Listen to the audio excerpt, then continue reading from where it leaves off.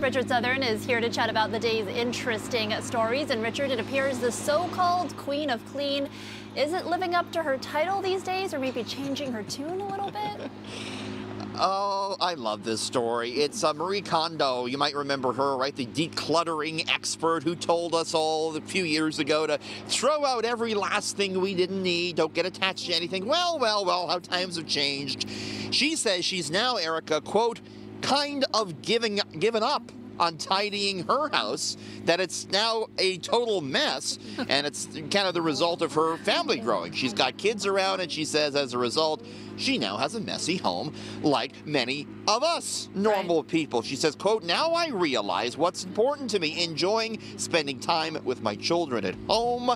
You know, I kind of really like this new Marie better as opposed to the old one. Don't you, Erica? Yeah, she makes me feel better about myself. She's messy just like me, so. But mind you, I throw away stuff all the time. I don't like clutter. So.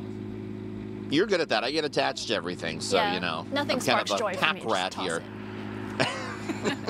Okay, self-assembly furniture seems like a good idea until you get the box home and actually try to put it all together. Oh, yes. How many of us have gotten in a fight over IKEA furniture? A financial company, Erica, is now offering a couple $1,000 cash if they can assemble IKEA furniture together without bickering. The company says it's looking for a couple to put together an entire IKEA bedroom set using just the wordless instructions and an Allen key. You know, there's been a lot of research on how many people actually do bicker putting together that flat-packed furniture. A psychologist recently quoted in the Atlantic, Erica, as saying that she's seen so many arguments from couples in her practice about IKEA that she actually has gone to the store to do some research on it. You know, I don't even want to put this stuff together myself, let alone with anyone else. I mean, this is a danger zone, don't you think, Erica? It can be, yes. That's why it's either I do it myself or you do it yourself, but we're not gonna, you know, unless you need help lifting something, that's different, but, you know, anyways.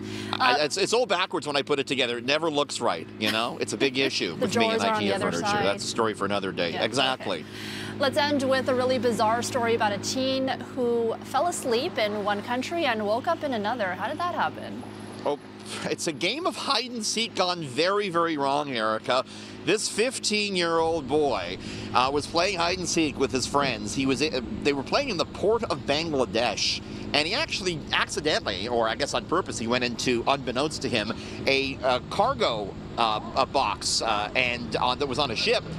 Fell asleep in there, got locked inside this container ship, which then traveled 3,000 kilometers to another country in Malaysia, another area of Malaysia, and he was stuck in there for 6 days without food and water. They opened up the box when the ship pulled into port. He was dehydrated, he was crying for food, but he was otherwise okay. I guess he won that game of hide and seek, Erica. That's really scary. Accidental stowaway. Goodness.